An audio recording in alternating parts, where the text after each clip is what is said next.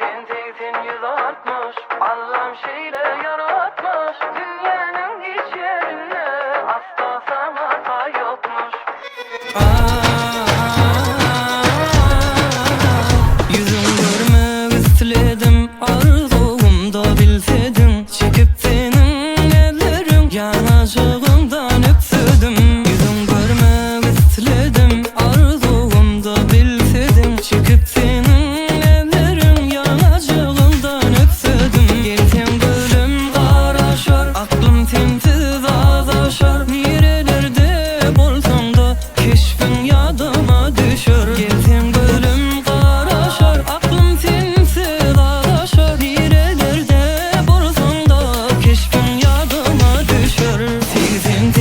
160 Allah'ım şeyle yaratmış. Dünyanın hiç yerinde asla sana hata yokmuş.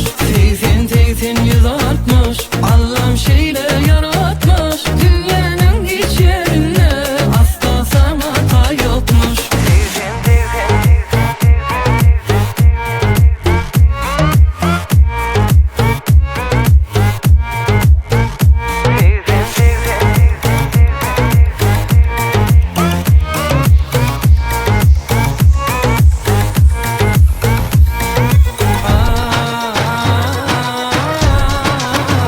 Yüzün görmek istedim, arzumda bilseydin. Çekip